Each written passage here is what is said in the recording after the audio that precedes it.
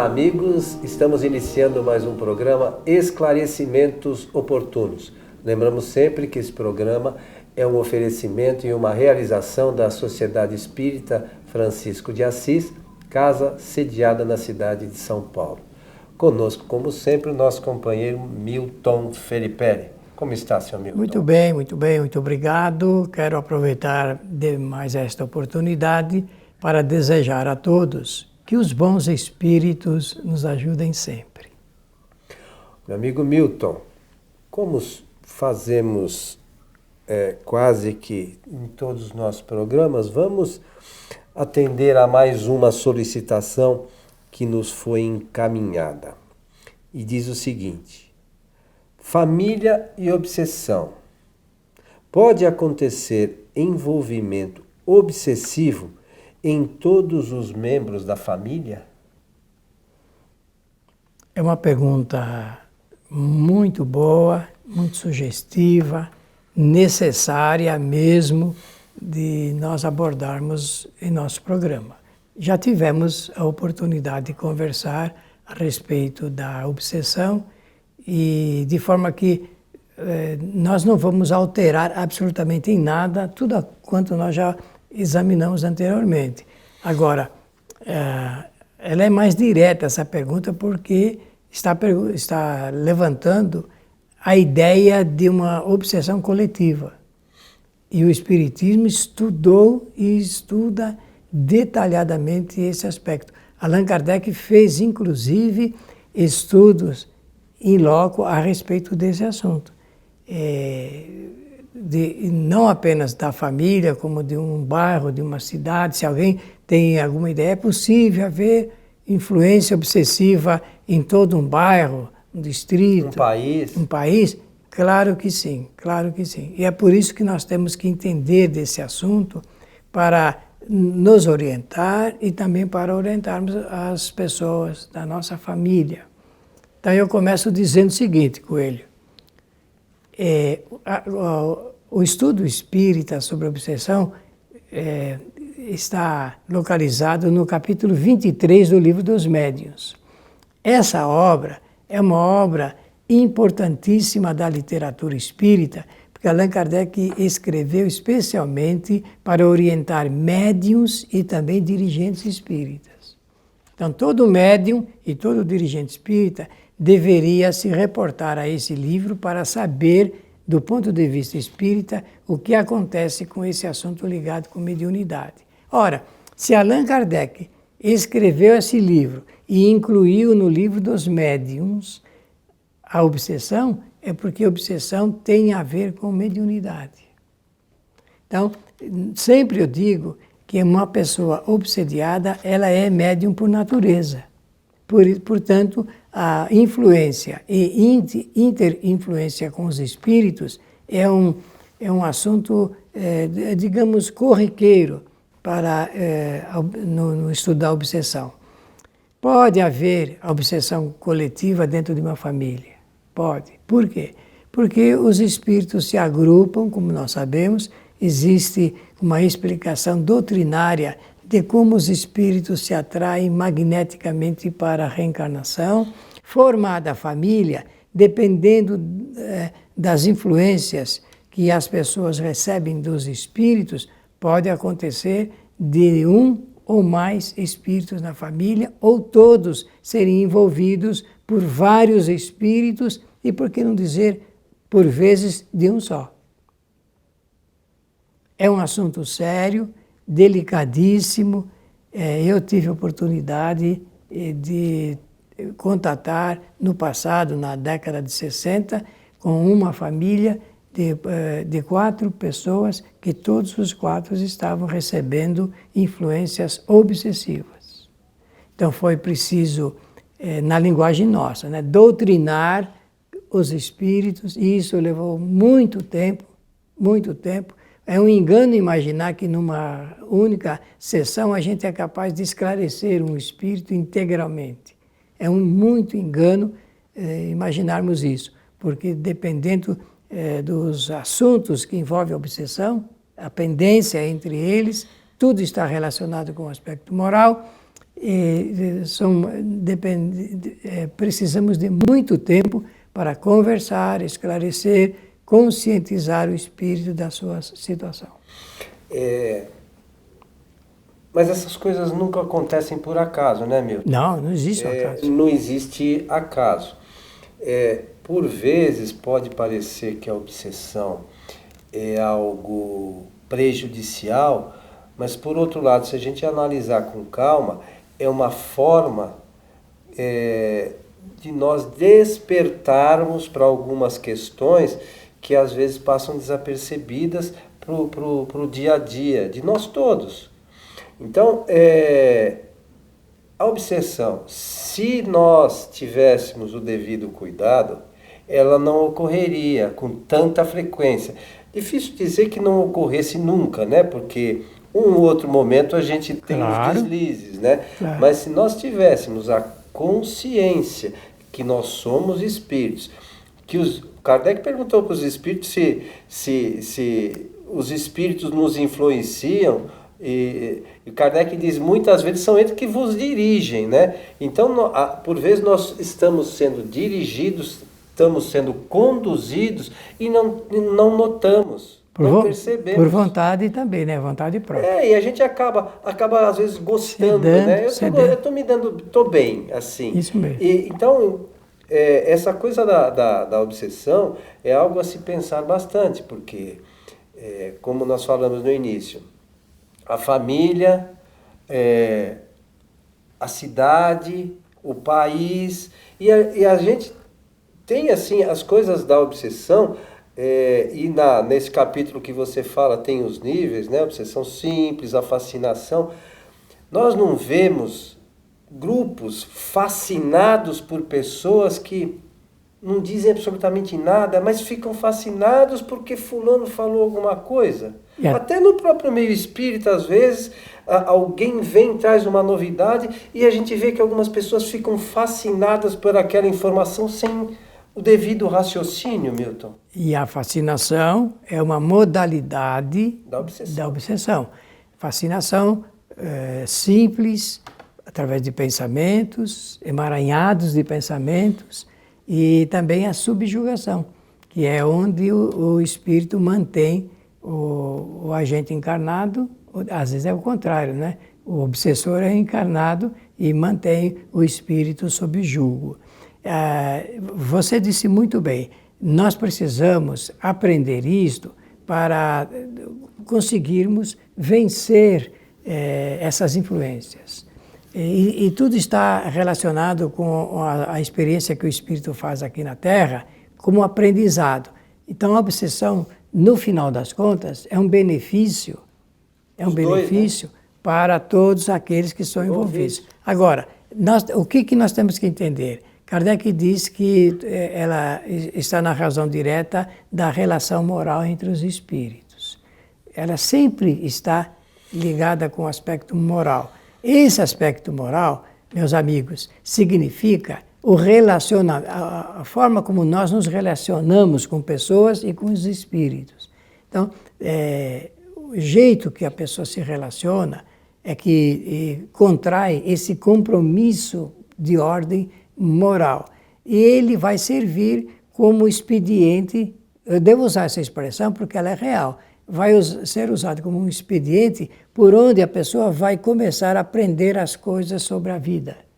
E a primeira que nós temos que entender, e isso nós devemos fazer questão de salientar em nome da doutrina espírita, é sobre a nossa realidade espiritual. Nós temos que compreender que somos espíritos. Nós não somos corpos que têm espíritos. Nós somos espíritos que circunstancialmente estamos usando de um determinado corpo para fazer experiências novas neste planeta de provas e de expiações. Por esse fato, eu já posso dizer que num planeta de provas e expiações, e você tomou o cuidado de destacar isso, todos os espíritos passam pelas situações da obsessão, de uma forma ou de outra. Mas a doutrina espírita, da mesma forma que que mostra essas questões, ela orienta também no sentido de como a gente se prevenir, né, Milton? Claro. Então, para chegar nesse ponto, dizer que Allan Kardec, ele conceituou a obsessão como uma enfermidade de origem espiritual. Esse é o primeiro ponto. Então, para que nós possamos entender sobre enfermidade, nós temos que entender sobre saúde também. Existe a saúde do corpo e a saúde do espírito.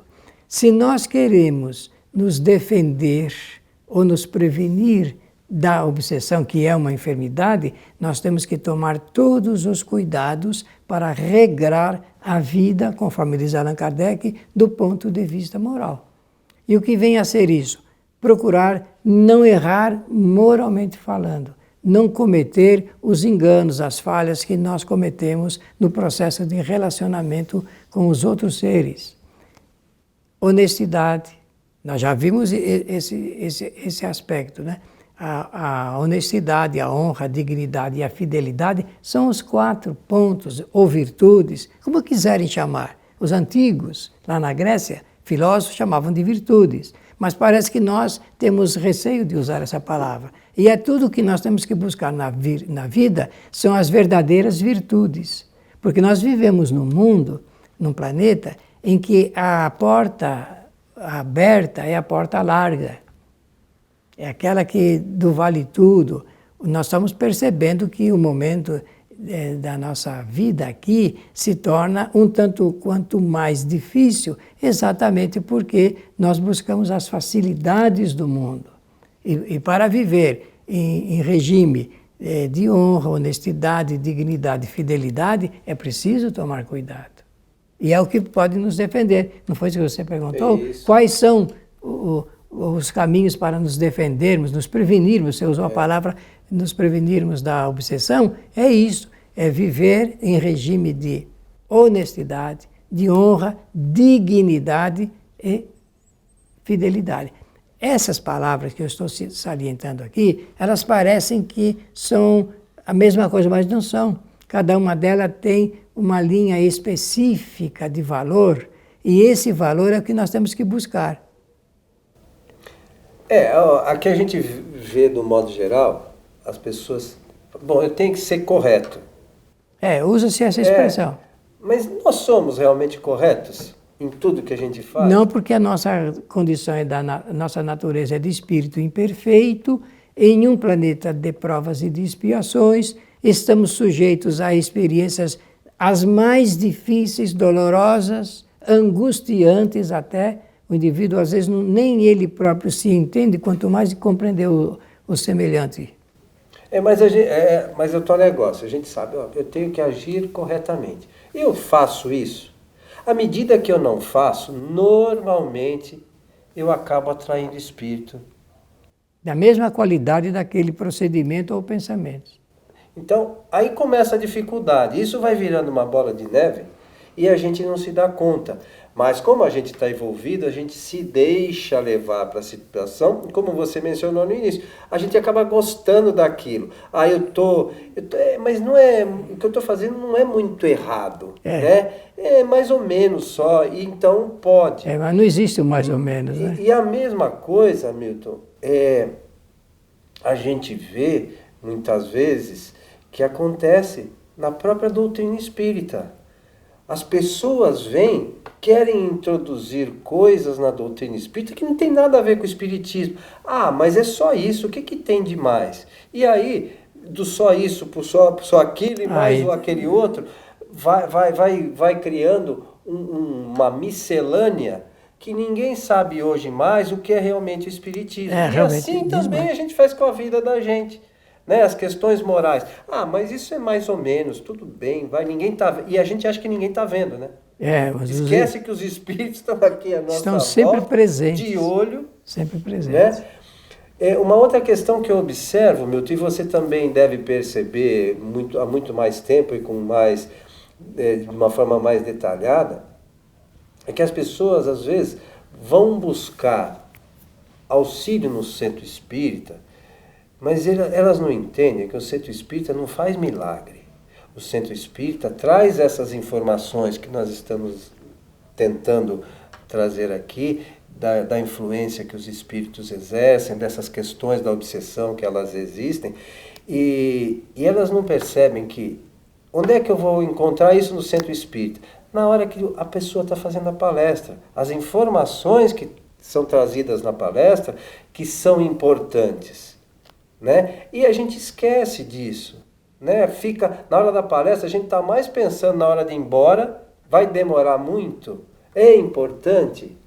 Uma outra questão que nós já abordamos aqui, que eu acho de extrema importância, e a gente vê que as coisas parecem que no meio espírita se perdem, é a questão, por exemplo, nós fizemos um programa específico sobre o Evangelho no Lar. Ah, sim. O objetivo do Evangelho no Lar é estudar a doutrina espírita, para eu entender como eu me protejo desses espíritos, né? Para auxiliar no nosso crescimento, nessas questões morais que você salientou. E as pessoas acabam transformando aquilo como se fosse um ritual. Tem até folhetinho em centro espírita, culto do Evangelho no Lar, que é um absurdo. O espiritismo não tem culto nem ritual. As pessoas confundem as coisas. Ao invés de estudarem, elas transformam as coisas e se perde. Por isso realmente... que a gente vê, e a mesma coisa a gente faz no dia a dia, com as coisas nossas da vida, não é assim? É assim, essa forma de pensar e de proceder é que pode trazer o desequilíbrio espiritual também. Queria voltar ao assunto da obsessão em família, porque muitas pessoas passam por situações como as que eu vou mencionar. Em um grupo familiar, por exemplo, o pai pode se tornar um obsessor de um filho. Por quê? Porque espiritualmente já são adversários. Mas aí vem a pergunta, mas como que um pai, um espírito que está, digamos, sendo preparado para ser pai, ele pode ser obsessor do filho? Então, por isso que o Espiritismo apresenta o estudo sério a respeito dessas bases da reencarnação, para nós entendermos esse complexo, porque esse assunto ele é muito mais profundo do que possamos imaginar. Lá atrás, traz nas linhas antecedentes esses assuntos ligados à vida das pessoas de antigamente, em outras encarnações, e que não corresponderam com esses itens que nós estamos falando aqui. Antes de nós iniciarmos o programa, você estava fazendo alguns comentários a respeito de autenticidade. E isto também é um outro fato que pode levar as pessoas no desequilíbrio, no processo de relacionamento. Por quê? Porque quem não é autêntico é falso. E a falsidade no relacionamento humano traz perigos eminentes sobre a obsessão. Eu vou contar um caso rápido aqui, Milton, nos atendimentos que nós fazemos na nossa casa relacionados com a obsessão. Como você mencionou, na família, e muitas vezes isso ocorre, existem espíritos que tiveram problemas no passado de relacionamento, né?